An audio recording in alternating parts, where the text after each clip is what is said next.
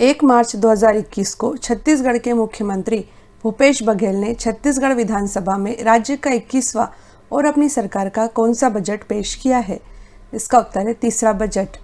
अगला क्वेश्चन है, वित्तीय वर्ष 2021-22 के छत्तीसगढ़ के इस बजट का आकार कितने हजार करोड़ रुपए का था? इसका आंसर है 97,106 करोड़ रुपए। नेक्स्ट क्वेश्चन है, छत्तीसगढ़ के बजट का आकार 97,106 करोड़ रुपए है। इस बजट में कितना राजस्व घाटा अनुमानित किया गया है? इसका आंसर है 3,702 करोड़ रुपए का राजस्व घाटा। वित्तीय वर्ष 2021-22 के छत्तीसगढ़ के बजट में प्रदेश में कितने नए अंग्रेजी माध्यम स्कूल खोले जाने की घोषणा की गई है? इसका आंसर है 119 नए अंग्रेजी माध्यम के स्कूल। अगला क्वेश्चन है, वित्तीय वर्ष 2021-22 के छत्तीसगढ़ के बजट में स्वच्छता दीदी का मानदेय 5,000 रुपये से बढ़ाकर कितना करने की घोषणा की गई है? इसका उत्तर है 6,000 रुपये। अगला क्वेश्चन है, महात्मा गांधी राष्ट्रीय रोजगार गारंटी कानून अर्थात मनरेगा के तहत इस साल राज्य के बजट में कितने रुपए का प्रावधान किया गया है? इसका आंसर है 1,603 करोड़ रुपए का प्रावधान। छत्तीसगढ़ के बजट में राम वन गमन पथ के लिए कितने करोड़ रुपए का प्रावधान किया गया है? इसका उत्तर है 30 करोड़ रुपए का। अगला क्वेश्चन है, छत्तीसगढ़ के बजट में किस स्थान पर नया शासकीय बीएड कॉलेज खोलने की घोषणा की गई है? इसका आंसर है कांकेर में। अगला क्वेश्चन है, छत्तीसगढ़ के नए बजट में राजीव गांधी किसान न्याय योजना के लिए कितने रुपए का प्रावधान किया गया है? इसका उत्तर है 5,703 करोड़ रुपए का। उल्लेखनीय है कि छत्तीसगढ़ सरकार ने पूर्व प्रधानमंत्री राजीव गांधी की पुण्यतिथि यानी 21 मई 2020 को किसानों की आय में वृद्धि करने के लिए राजीव गांधी किसान न्याय योजना शुरू की है। इस योजना में प्रधानमंत्री किसान सम्मान निधि योजना की तरह सहायता राशि सीधे किसानों के बैंक खाते में जमा की जाती है।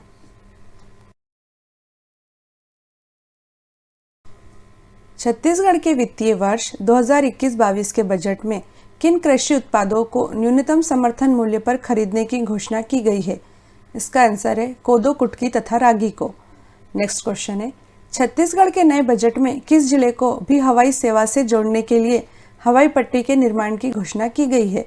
इसका आंसर है कोरिया जिले को। अगला क्वेश्चन है, छत्तीसगढ़ के नए बजट में किस एयरपोर्ट पर एयर कार्गो हब बनाने की घोषणा की गई है? इसका आंसर है स्वामी विवेकानंद इंटरनेशनल एयरपोर्ट रायपुर पर।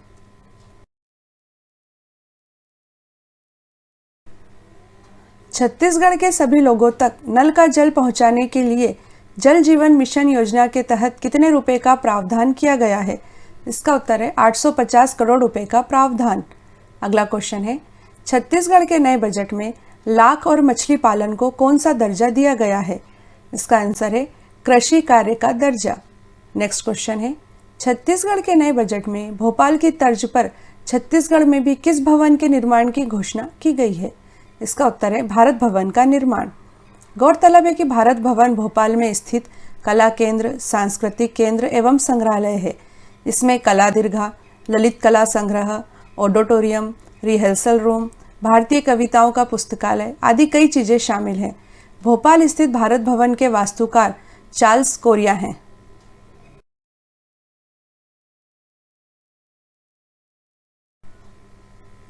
छत्तीसगढ़ के नए बजट में राज्य सिविल सर्विस के अधिकारियों के लिए तथा पुलिस सेवाओं के लिए क्रमशः कौन से 2 नए पुरस्कारों की स्थापना की घोषणा की गई है?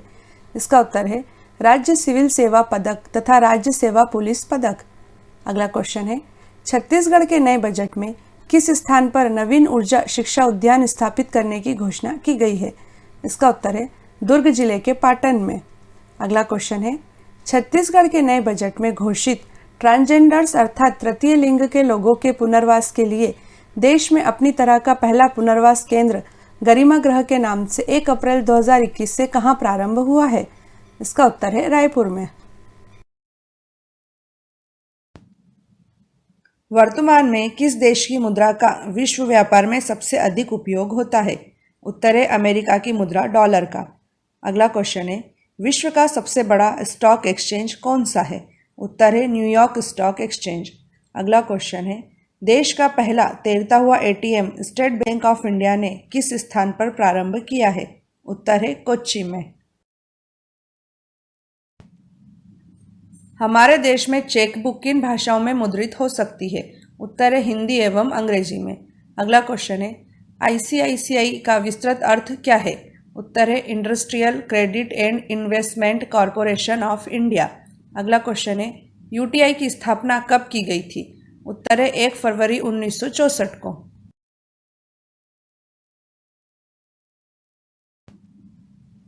बैंक ऑफ इंडिया का मुख्यालय कहाँ स्थित है? उत्तर है मुंबई में।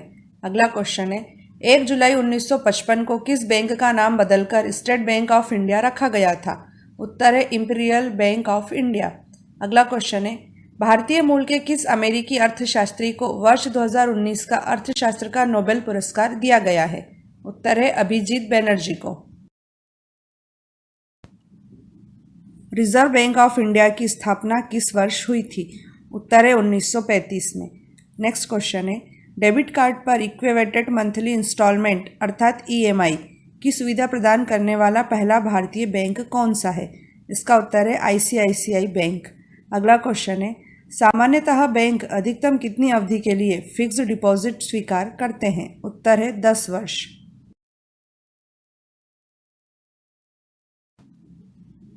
भारतीय रिजर्व बैंक के पहले भारतीय गवर्नर कौन थे? उत्तर है चिंतामण द्वारकानाथ देशमुख। अगला क्वेश्चन है राष्ट्रीय उपभोक्ता विवाद निवारण आयोग का मुख्यालय कहाँ स्थित है? उत्तर है दिल्ली में। नेक्स्ट क्वेश्चन है ऐसी अर्थव्यवस्था जिसमें विदेशी व्यापार नहीं होता है किस प्रकार की अर्थव्यवस्था कहलाती है? उत्तर है बंद अर्थव्यवस्था। राज्य के राजकोषीय घाटे की वित्तीय व्यवस्था में सर्वाधिक अंश किसका होता है? उत्तर है केंद्रीय सरकार से प्राप्त ऋण का। अगला क्वेश्चन है इंडिया ब्रांड इक्विटी फाउंडेशन की स्थापना कब की गई थी? उत्तर है 1996 में। अगला क्वेश्चन है हमारे देश में सर्वप्रथम स्थापित होने वाला बैंक कौन सा था? उत्तर है बैंक ऑफ हिंदुस्तान। कौन सी एजेंसी भारत में क्रेडिट रेटिंग एजेंसियों और म्यूचुअल फंडों का विनिमय करती है? उत्तर है securities and exchange board of India अर्थात सेबी। अगला क्वेश्चन है पेंशनधारियों के लिए आरंभ किए गए आधार पर आधारित डिजिटल लाइफ सर्टिफिकेट को क्या नाम दिया गया है? उत्तर है जीवन प्रमाण। अगला क्वेश्चन है किसी बैंक के करंट अकाउंट और सेविंग अकाउंट में समाहित कुल जमाओं का अनुपात क्या कहलाता है? उत्तर है कासा अनुपात।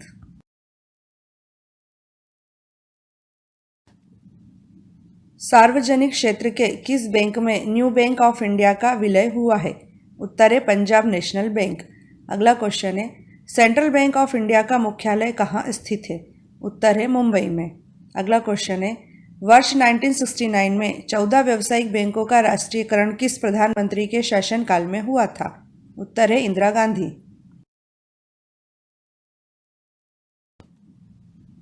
आर्थिक क्षेत्र में प्रयुक्त आईपीओ का विस्तृत अर्थ क्या है?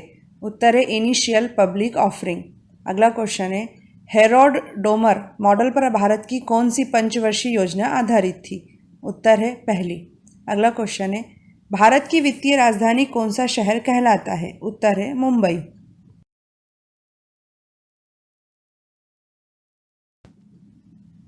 वर्ष 1999 में पारित फेमा का पूरा नाम क्या है? उत्तर है foreign exchange management act. Next question है एक व्यक्ति एक बैंक की एक ही ब्रांच में कितने बचत खाते खोल सकता है? उत्तर है केवल एक। अगला क्वेश्चन है economic and social commission for Asia and Pacific का मुख्यालय कहाँ है? उत्तर है बैंकॉक में। रेपो रेट और रिवर्स रेपो रेट कौन निर्धारित करता है? उत्तर है भारतीय रिजर्व बैंक। नेक्स्ट क्वेश्चन है निजी क्षेत्र के किस बैंक ने सर्वप्रथम भारत में यह सुविधा उपलब्ध कराई है कि कोई भी उपभोक्ता बैंक को केवल एक मिस कॉल देकर राशि का स्थानांतरण करा सकता है? उत्तर है फेडरल बैंक। अगला क्वेश्चन है भारत में वॉच बैंकिंग स्कीम प्रारंभ करने वाला पहला बैंक कौन सा है?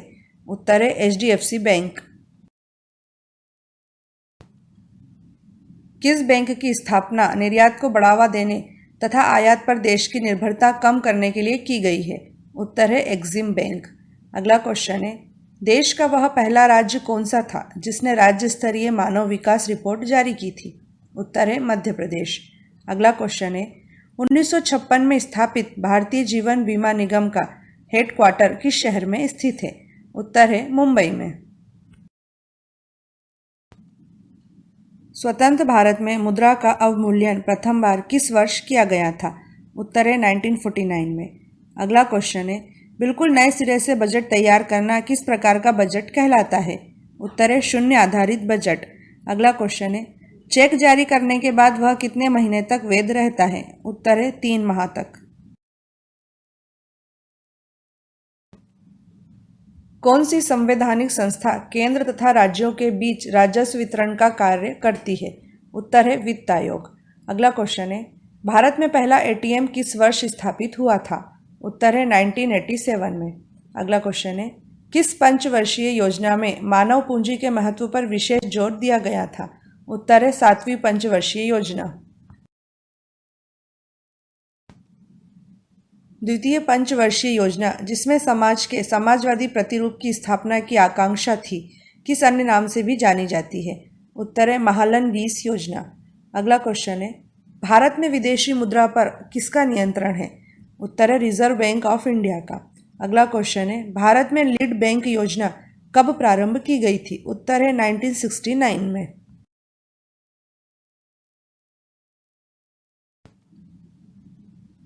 ऐसी मुद्रा जिसमें शीघ्र पलायन कर जाने की प्रवृत्ति हो वह किस प्रकार की मुद्रा कहलाती है? उत्तर है हॉट करेंसी। अगला क्वेश्चन है इंडियन फाइनेंशियल सिस्टम कोड में कितने कैरेक्टर्स होते हैं? उत्तर है 11 कैरेक्टर्स। नेक्स्ट क्वेश्चन है सर्वप्रथम स्वतंत्र भारत में आयकर अधिनियम किस वर्ष पारित किया गया था? उत्तर है 1961 में। विश्व बैंक की स्थापना किस वर्ष हुई थी? उत्तर है 1944 में। अगला क्वेश्चन है securitisation and reconstructions of financial assets and enforcement of security interest अधिनियम 2002 किस वित्तीय समस्या से निपटने से संबंधित है? उत्तर है गैर निष्पादित आस्तियां। अगला क्वेश्चन है ग्लोबल फाइनेंशियल स्टेबिलिटी रिपोर्ट कौन सा संगठन जारी करता है? उत्तर है अंतर्राष्ट्रीय मुद्रा कोष। किस देश में विश्व के पहले फेशियल रिकॉग्निशन एटीएम का अनावरण किया गया है? उत्तर है चीन में। अगला क्वेश्चन है किसने वर्ष 1933 में अर्थशास्त्र में सर्वप्रथम माइक्रो तथा मैक्रो शब्द का प्रयोग किया था? उत्तर है रगनार फ्रिस्क ने। अगला क्वेश्चन है एफडीआई का विस्तृत अर्थ क्या है? उत्तर है फॉरेन डायरेक्ट इन्वेस्टमेंट।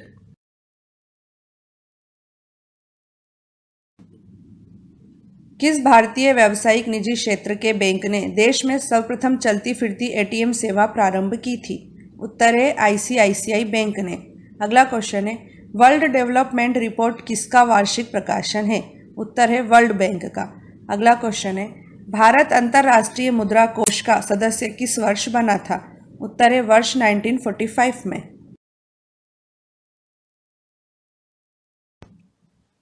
भारत में किसकी अभिरक्षा में विदेशी मुद्रा कोष रखा जाता है? उत्तर है भारतीय रिजर्व बैंक। अगला क्वेश्चन है भारत में पहला व्हाइट लेबल एटीएम किस कंपनी ने प्रारंभ किया है? उत्तर है Tata communications payment solutions limited. अगला क्वेश्चन है भारत के प्रथम मोबाइल औद्योगिक इलेक्ट्रॉनिक क्लस्टर की आधारशिला कहाँ रखी गई है? उत्तर है तिरुपति में। मनी लॉन्ड्रिंग से क्या अभिप्राय है? उत्तर है काले धन को वैध बनाना। अगला क्वेश्चन है नासिक स्थित करेंसी नोट प्रेस की स्थापना किस वर्ष हुई थी? उत्तर है 1928 में। अगला क्वेश्चन है नीति आयोग की कौन सी विंग सारे राज्यों के मुख्यमंत्री तथा यूनियन टेरिटरी के उपराज्यपालों को मिलाकर बनी है? उत्तर है टीम इंडिया विंग। यदि घाटे के बजट को करेंसी नोट छापकर पूरा किया जाए तो इसका क्या परिणाम होगा? उत्तर है मुद्रास्फीति। अगला क्वेश्चन है भारत में मुद्रा संबंधी नोटों की निर्गमन प्रणाली किस प्रकार की है? उत्तर है न्यूनतम कोष प्रणाली। अगला क्वेश्चन है विश्व का प्रथम संगठित शेयर बाजार सन 1602 में कहाँ स्थापित किया गया था? उत्तर है एम्स्टर्डम में।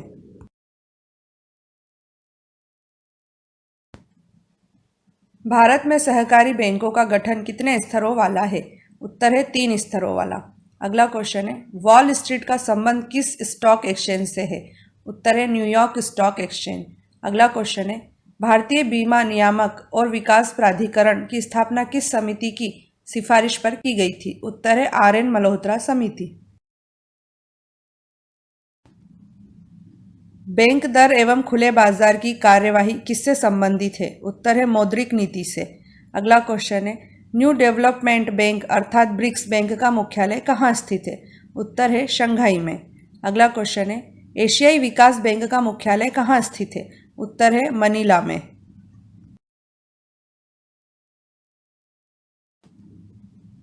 जब चलन में मुद्रा की मांग मुद्रा की पूर्ति से अधिक हो जाए तो उस स्थिति को क्या कहते हैं? उत्तर है अवस्फीति। अगला क्वेश्चन है किस तारीख को भारतीय रिजर्व बैंक का राष्ट्रीयकरण हुआ था? इसका उत्तर है 1 जनवरी 1949 को। अगला क्वेश्चन है किस बैंक की विश्व में सबसे ज्यादा संपत्ति है? उत्तर है industrial and commercial bank of China. विश्व बैंक के अध्यक्ष का नामांकन परंपरागत रूप से किस देश के द्वारा किया जाता है? उत्तर है अमेरिका के द्वारा। अगला क्वेश्चन है भारत की आर्थिक वृद्धि दर को बढ़ाने में किस क्षेत्र का योगदान वर्तमान समय में अधिकतम है? उत्तर है सर्विस सेक्टर का। अगला क्वेश्चन है वर्ष 1991 की भारत की नई आर्थिक नीति में अपनाई गई मुख्य रणनीति क्या थी? उत्तर है उदारीकरण, निजीकरण तथा वैश्वीकरण।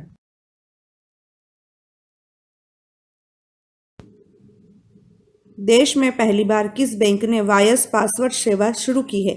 उत्तर है ICICI बैंक ने। अगला क्वेश्चन है शेयरों को इलेक्ट्रॉनिक रूप से जिस अकाउंट में रखा जाता है उसे किस नाम से जाना जाता है? उत्तर है डीमैट अकाउंट।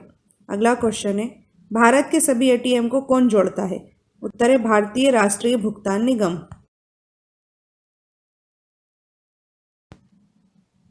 बैंकों को अपनी कुल संपत्ति का एक न्यूनतम अनुपात नकद रूप में रखना होता है, इसे क्या कहते हैं?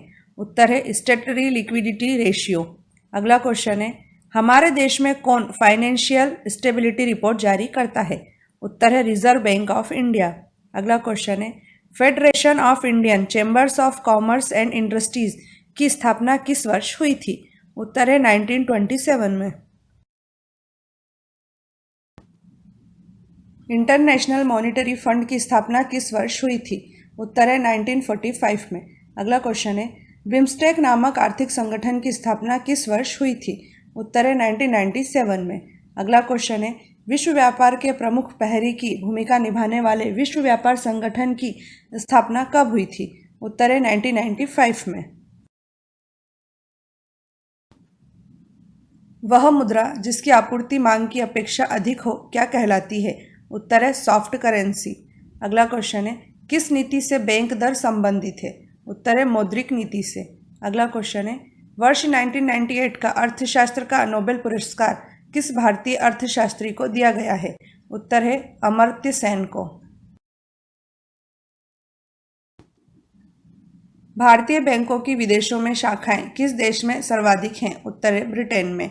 अगला क्वेश्चन है 1920 में प्रथम भूमि विकास बैंक की स्थापना किस राज्य में हुई थी? उत्तर है पंजाब में। अगला क्वेश्चन है सार्वजनिक क्षेत्र के बैंकों में कौन सा बैंक सबसे बड़ा है? उत्तर है भारतीय स्टेट बैंक।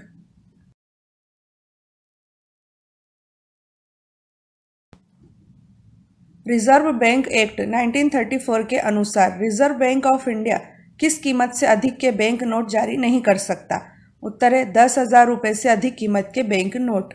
अगला क्वेश्चन है भारतीय रिजर्व बैंक का मुख्यालय कहाँ है? उत्तर है मुंबई में। अगला क्वेश्चन है अंतर्राष्ट्रीय मुद्रा कोष के संदर्भ में SDR का तात्पर्य क्या है? उत्तर है स्पेशल ड्राइंग राइट्स।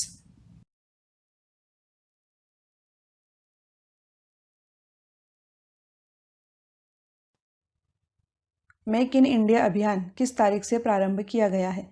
इसका उत्तर है 25 सितंबर 2014 से। भारत के प्रधानमंत्री नरेंद्र मोदी ने देश में मैन्युफैक्चरिंग सेक्टर को बढ़ावा देने के उद्देश्य से 25 सितंबर 2014 को मेक इन इंडिया अभियान का शुभारंभ किया। इस अभियान का प्रमुख उद्देश्य देश की अर्थव्यवस्था को प्रभावित करने वाले विनिर्माण के 25 क्षेत्रों में बदलाव लाना है ताकि रोजगार में वृद्धि हो तथा बेरोजगारी को दूर किया जा सके। गौरतलब है कि मेक इन इंडिया अभियान ने देश विदेश के निवेशकों के लिए भारत में व्यापार के द्वार खोल दिए हैं।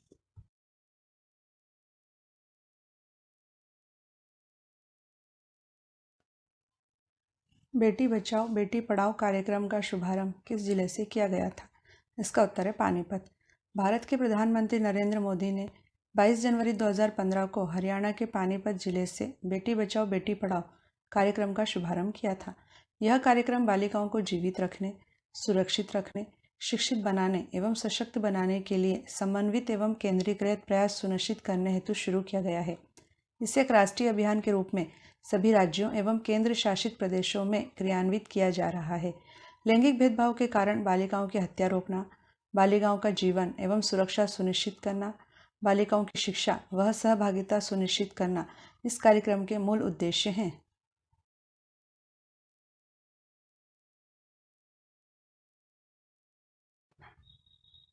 स्मार्ट सिटी योजना में कितने शहरों को स्मार्ट सिटी के रूप में विकसित करने का लक्ष्य रखा गया है? इसका उत्तर है 100 शहरों को। 25 जून 2015 को प्रारंभ की गई स्मार्ट सिटी योजना नरेंद्र मोदी सरकार की एक महत्वाकांक्षी योजना है।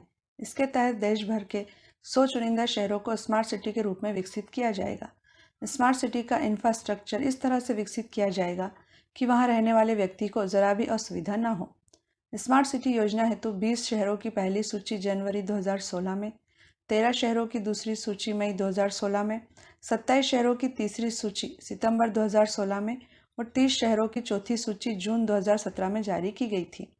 9 शहरों की पांचवी सूची जनवरी 2018 में जारी की गई तथा जून 2018 में शिलांग को 100वें स्मार्ट शहर के रूप में चुना गया है।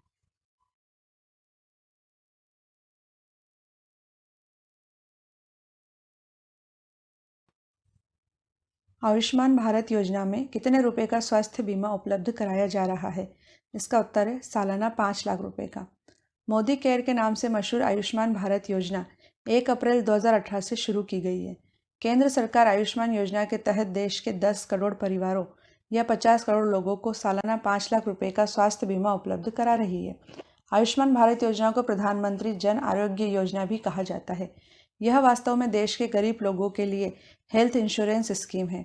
लाभार्थी सरकार द्वारा सूचीबद्ध निजी अस्पतालों में अपने परिवार का इलाज करा सकेंगे। इसे पूर्व में चल रही राष्ट्रीय स्वास्थ्य बीमा योजना के स्थान पर प्रारंभ किया गया है।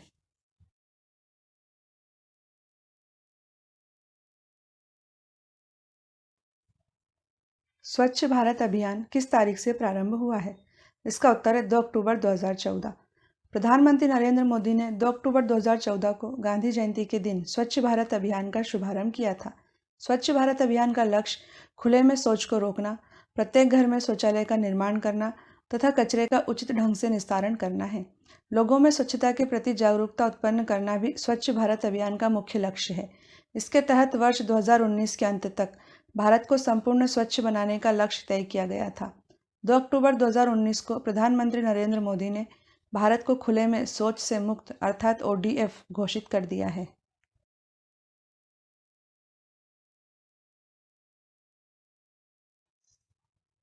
जन धन योजना किस तारीख से प्रारंभ हुई है? इसका उत्तर है 28 अगस्त 2014। प्रधानमंत्री जन धन योजना का उद्देश्य देश के सभी परिवारों की बैंक खातों तक पहुंच बनाना है। प्रधानमंत्री जन धन योजना 28 अगस्त 2014 को मोदी सरकार द्वारा प्रारंभ की गई थी। इसके अंतर्गत जीरो बैलेंस पर बैंक खाता खोला जा सकता है। निर्धन लोगों को आर्थिक रूप से सशक्त बनाने हेतु चलाई गई इस योजना में खाता धारकों को 30,000 रुपये का न्यूनतम जीवन बीमा और 1 लाख रुपए का दुर्घटना बीमा दिया जाता है। खाताधारी को ATM कार्ड की तरह रुपए डेबिट कार्ड की सुविधा दी जाती है। खाताधारी बैंक से 6 महीने के अंतराल पर 5,000 रुपए की राशि ऋण के तौर पर भी प्राप्त कर सकता है।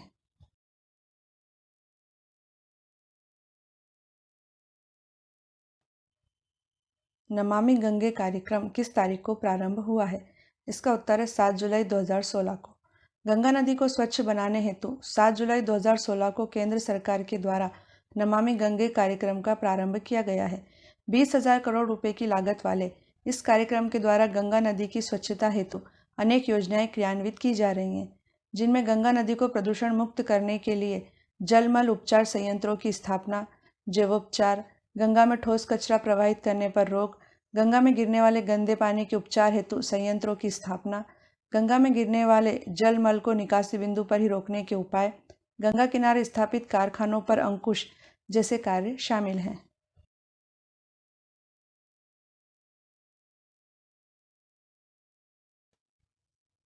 डिजिटल इंडिया मिशन कब शुरू किया गया था? इसका उत्तर है 2 जुलाई 2015 को।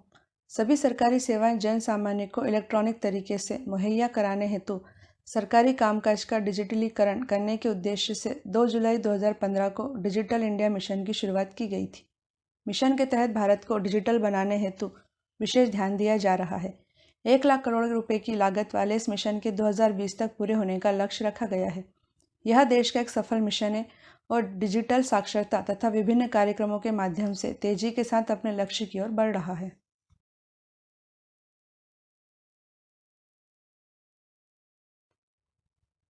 स्टार्टअप इंडिया अभियान किससे संबंधित है?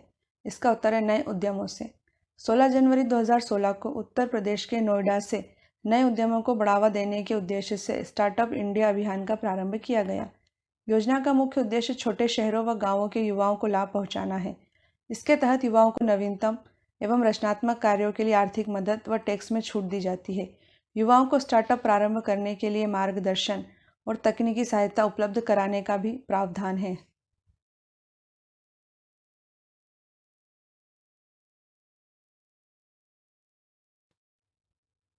स्टैंड अप इंडिया अभियान किससे संबंधित है? इसका उत्तर है उद्यमशीलता को प्रोत्साहन। उत्तर प्रदेश के नोएडा से 5 अप्रैल 2016 को प्रधानमंत्री नरेंद्र मोदी ने स्टैंड अप इंडिया अभियान की शुरुआत की। इस योजना का लक्ष्य ऋण देकर वंचितों और दलितों को उद्यमशीलता हेतु प्रोत्साहित करके मुख्य धारा में लाना है। केंद्र सरकार की इस योजना के अंतर्गत 10 लाख रुपए से 1 करोड़ रुपए तक का ऋण अनुसूचित जाति, अनुसूचित जनजाति और महिलाओं को प्रदान किया जाता है।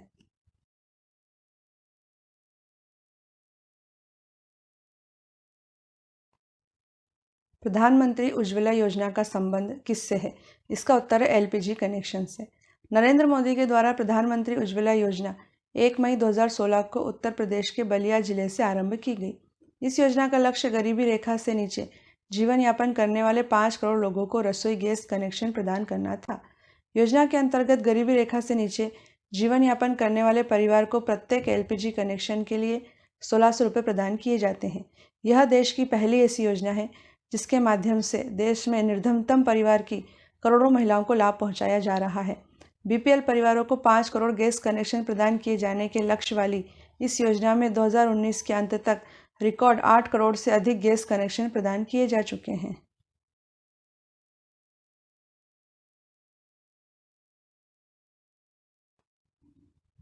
उज्ज्वला प्लस योजना क्या है? इसका उत्तर है एलपीजी सब्सिडी छोड़ने से। प्रधानमंत्री उज्ज्वला प्लस योजना 2017 के अंतर्गत स्वेच्छा से एलपीजी पर अपनी सब्सिडी छोड़ देने वाले उपभोक्ताओं को ज़रूरतमंद परिवारों को मुफ्त एलपीजी कनेक्शन मुहैया कराने के लिए प्रोत्साहित किया जाता है। इसके अंतर्गत एलपीजी पर अपनी सब्सिडी छोड़ देने वाले उपभोक्ताओं की सब्सिडी की राशि से गरीब परिवारों को मुफ्त एलपीजी कनेक्शन दिए जाते हैं।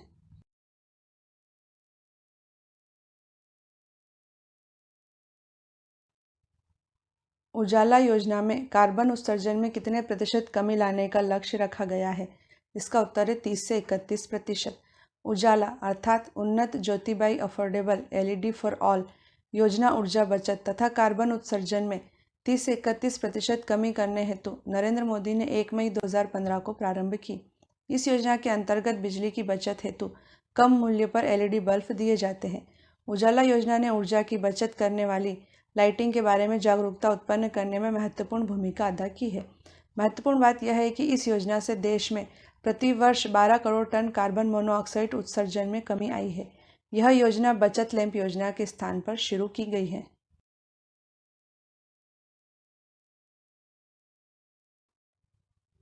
दीनदयाल उपाध्याय अंत्योदय योजना का मुख्य उद्देश्य क्या है? इसका उत्तर है कौशल विकास।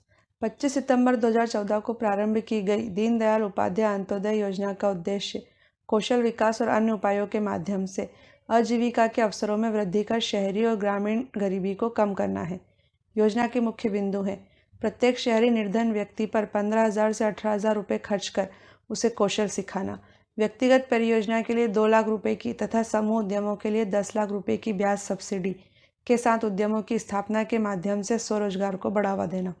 सभी के लिए आवास, सभी के द्वार पर ही सुरक्षित पेयजल, क्षेत्र के अनुरूप सिंचाई की सुविधाएं, सभी मौसमों में चालू रहने वाली सड़कों के माध्यम से नज़दीकी शहरों से संपर्क, बिजली की उपलब्धता, शहरी विकास की निरंतरता के लिए ठोस संस्थागत प्रणाली, आदिवासी सांस्कृतिक धरोहर का संवर्धन एवं संरक्षण तथा आदिवासी क्षेत्रों में खेलों को बढ़ावा देना है।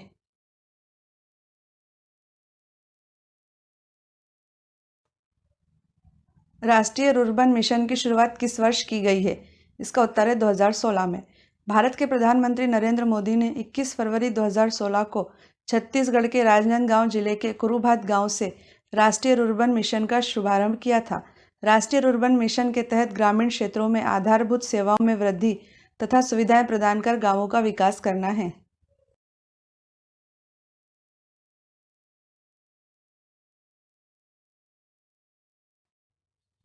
अमृत कार्यक्रम कब शुरू किया गया था? इसका उत्तर है 25 जून 2015 को।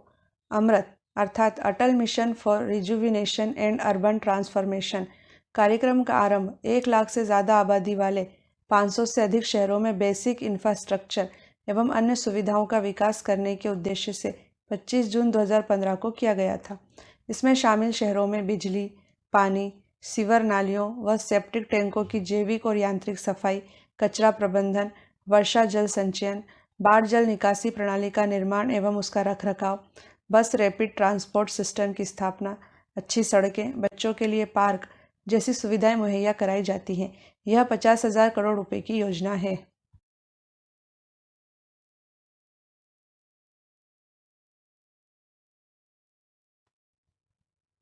सुगम्य भारत अभियान किसके लिए शुरू किया गया है?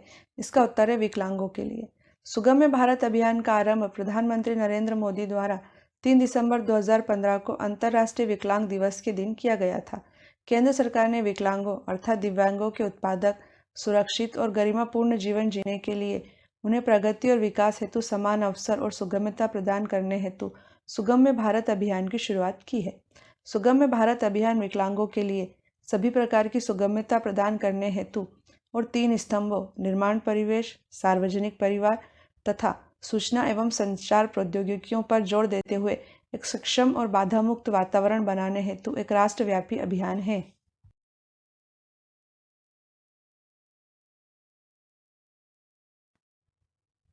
प्रधानमंत्री आवास योजना किस तारीख को प्रारंभ की गई है? इसका उत्तर है 20 नवंबर 2016 को।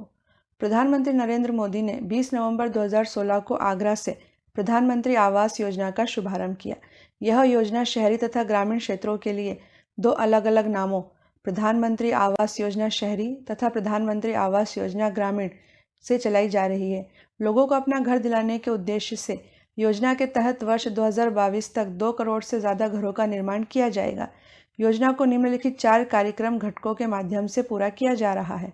पहला, निजी प्रवर्तकों की भागीदारी से स्लम वासियों का स्लम पुनर्वास। दूसरा, ऋण से जुड़ी ब्याज सब्सिडी के माध्यम से कमजोर वर्ग के लिए किफ़ायती आवास को प्रोत्साहन।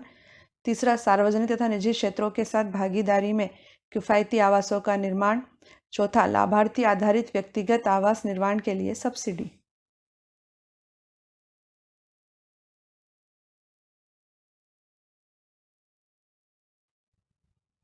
प्रधानमंत्री मुद्रा योजना का संबंध किससे है? इसका उत्तर है बैंक ऋण। प्रधानमंत्री मुद्रा अर्थात micro units development and refinance agency limited योजना एक बैंक ऋण योजना है जो लघु उद्यमों, कंपनियों व स्टार्टअप्स को वित्तीय सहायता उपलब्ध कराने के लिए 8 अप्रैल 2015 को प्रारंभ की गई थी। इस योजना के अंतर्गत 3 श्रेणियों में ऋण दिया जाता है। पहली है शिशु। इसके अंतर्गत नए उद्यमियों को व्यापार प्रारंभ करने हेतु 50,000 रुपये तक का ऋण दिया जाता है। दूसरी है किशोर। इसके अंतर्गत उन उद्योगों को 50,000 से 5 लाख रुपए तक का ऋण दिया जाता है जो प्रारंभ तो हो गए हैं पर अभी स्थापित नहीं हो पाए हैं। तीसरी है तरुण। इसके अंतर्गत स्थापित हो चुके लघु उद्योगों को व्यापार वृद्धि हेतु 10 लाख रुपए तक का ऋण उपलब्ध कराया जाता है।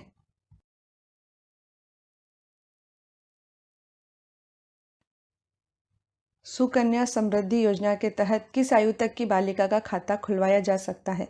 इसका उत्तर है 10 वर्ष तक। सुकन्या समृद्धि योजना बालिकाओं के लिए एक लघु बचत योजना है तथा बेटी बचाओ बेटी पढ़ाओ योजना का ही एक अंग है, जिसका शुभारंभ प्रधानमंत्री नरेंद्र मोदी ने 22 जनवरी 2015 को किया था। सुकन्या समृद्धि योजना के तहत सुकन्या समृद्धि खाता बालिका के जन्म लेने से लेकर उसकी आयु 10 वर्ष होने तक किसी भी समय उसके नाम से खुलवाया जा सकता है। आरंभ में न्यूनतम 1,000 रुपये जमा कराने होते हैं और उसके बाद 100 रुपये के गुणक में कोई भी राशि जमा कराई जा सकती है।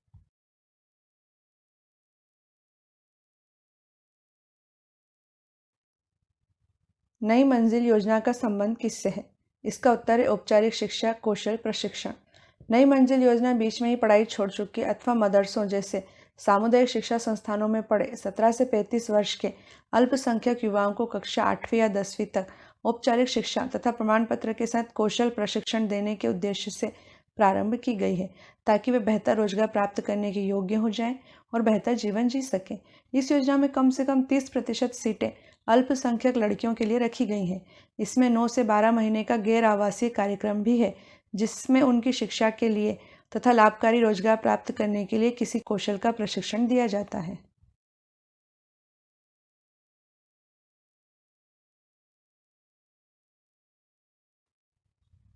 सागरमाला राष्ट्रीय परिप्रेक्ष्य योजना किस तारीख को प्रारंभ हुई है? इसका उत्तर है 14 अप्रैल 2016 को।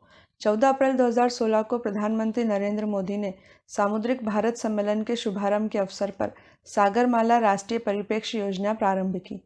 सागरमाला सरकार का एक प्रमुख कार्यक्रम है, जिसका उद्देश्य देश में बंदरगाहों की अगुवाई में विकास को गति प्रदान करना है।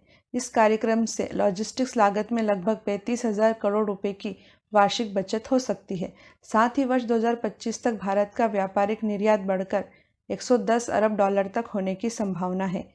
इस योजना के माध्यम से लगभग 1 करोड़ नए रोजगार अवसर पैदा होने का अनुमान है।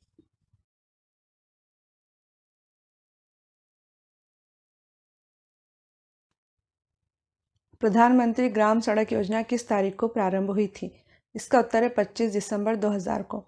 भारत सरकार ने 25 दिसंबर 2000 को प्रधानमंत्री ग्राम सड़क योजना अर्थात PMGSY की शुरुआत की थी। इस योजना का प्रमुख उद्देश्य ग्रामीण इलाकों में 500 या इससे अधिक आबादी वाले पहाड़ी और रेगिस्तानी क्षेत्रों में 250 लोगों की आबादी वाले गांव सड़क संपर्क से वंचित गांवों को 12 मासी सड़कों से जोड़ना है। प्रधानमंत्री ग्राम सड़क योजना के तहत सम्मिलित 1,58,891 गांवों में से 84,414 गांवों को जोड़ने के लिए लक्षित 3,67,693 किलोमीटर में से 2,09,570 किलोमीटर नई सड़कों का निर्माण किया जा चुका है।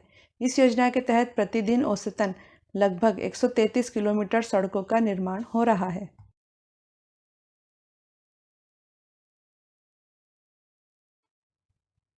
ई नाम योजना किससे संबंधित है? इसका उत्तर है किसानों को उनकी उपज का उचित मूल्य दिलाने से। ई नेशनल एग्रीकल्चर मार्केट अर्थात ई नाम योजना का प्रारंभ प्रधानमंत्री मोदी के द्वारा 14 अप्रैल 2016 को किसानों को उनकी उपज का उचित मूल्य प्राप्त कराने के उद्देश्य से किया गया है। ई नाम राष्ट्रीय स्तर का इलेक्ट्रॉनिक ट्रेडिंग पोर्टल है, जो एकीकृत राष्ट्रीय बाजार के लिए एक मंच है। इसका उद्देश्य व्यापारियों को राज्य के सभी बाजारों के लिए लाइसेंस उपलब्ध करवाना, कृषि उपज के गुणवत्ता मानकों में एकरूपता लाना तथा प्रत्येक बाजार में गुणवत्ता परीक्षण का प्रावधान उपलब्ध कराना है।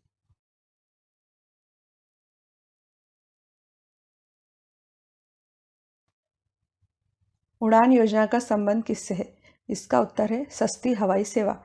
उड़ान यानी उड़े देश का आम नागरिक योजना देश के आम नागरिकों को सस्ते में हवाई सफर कराने के मकसद से शुरू की गई है। इस योजना के तहत छोटे शहरों को हवाई सेवाओं से जोड़ा जाएगा।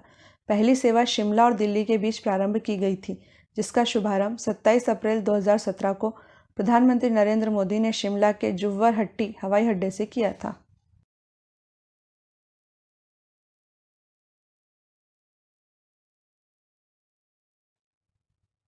7 कार्यक्रम किसने प्रारंभ किया है? इसका उत्तर है नीति आयोग ने। 7 अर्थात sustainable action for transforming human capital कार्यक्रम का आरंभ 10 जून 2017 को नीति आयोग द्वारा किया गया है। शिक्षा व स्वास्थ्य क्षेत्र में कायाकल्प करने के उद्देश्य को लेकर इसका आरंभ किया गया है। यह कार्यक्रम विभिन्न राज्यों द्वारा नीति आयोग से अपेक्षित तकनीकी सहायता की आवश्यकता पूरी करेगा। इसका लक्ष्य बेहतर स्वास्थ्य प्रणालियों के लिए राज्यों की 3 भावी रोल मॉडल का चयन और निर्माण करना।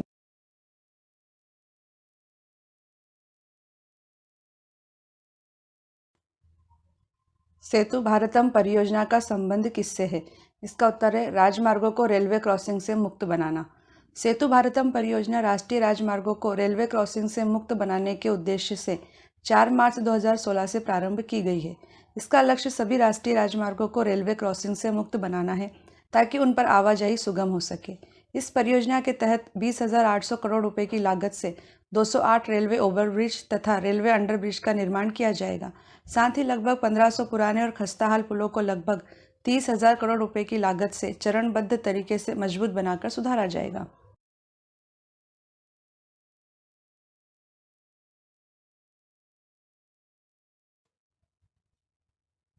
राष्ट्रीय वयोश्री योजना किस तारीख को प्रारंभ हुई है? इसका उत्तर 1 अप्रैल 2017। गरीबी रेखा से संबद्ध वरिष्ठ नागरिकों को शारीरिक सहायता एवं जीवन यापन के लिए आवश्यक उपकरण प्रदान करने वाली राष्ट्रीय वयोश्री योजना का शुभारंभ आंध्र प्रदेश के नेल्लोर जिले से 1 अप्रैल 2017 को किया गया है। इस योजना के अंतर्गत वरिष्ठ नागरिकों के जीवन यापन के लिए आवश्यक उपकरणों को शिविरों के माध्यम से वितरित किया जाएगा। 484 करोड़ रुपए की इस योजना से देश के 260 जिलों के गरीबी रेखा वाले 5,56,000 वरिष्ठ नागरिकों को लाभ मिलेगा।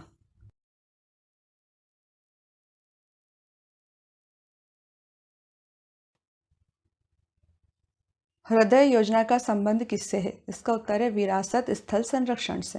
हृदय अर्थात heritage city development and augmentation योजना 21 जनवरी 2015 को प्रारंभ की गई थी। हृदय योजना विरासत शहरों में स्थित ऐतिहासिक इमारतों के संरक्षण, संवर्धन और इन शहरों में आर्थिक गतिविधियों के विकास से संबंधित है। केंद्र सरकार द्वारा वित्त पोषित यह योजना विरासत शहरों के समेकित, समावेशी और सतत विकास हेतु तैयार की गई है।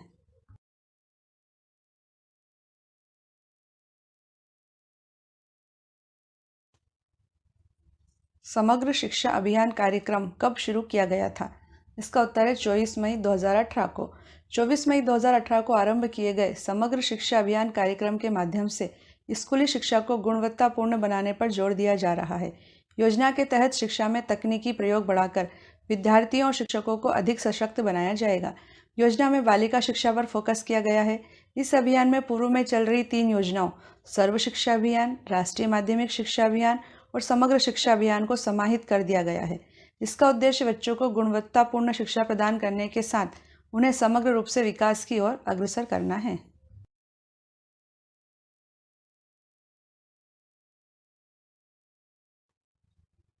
स्वच्छ स्वस्थ सर्वत्र अभियान किस दिनांक से प्रारंभ हुआ है? इसका उत्तर है 29 दिसंबर 2016। स्वच्छ स्वस्थ सर्वत्र अभियान का प्रारंभ केंद्र सरकार के स्वास्थ्य एवं परिवार कल्याण मंत्रालय तथा पेयजल एवं स्वच्छता मंत्रालय द्वारा 29 दिसंबर 2016 को किया गया था। इस अभियान के माध्यम से स्वच्छ भारत से एक कदम आगे स्वस्थ भारत के निर्माण पर जोर दिया जा रहा है। इस अभियान का उद्देश्य बेहतर स्वच्छता, ज़्यादा जागरूकता और स्वस्थ जीवन शैली अपनाकर उत्तम स्वास्थ्य के लक्ष्य को प्राप्त करना है।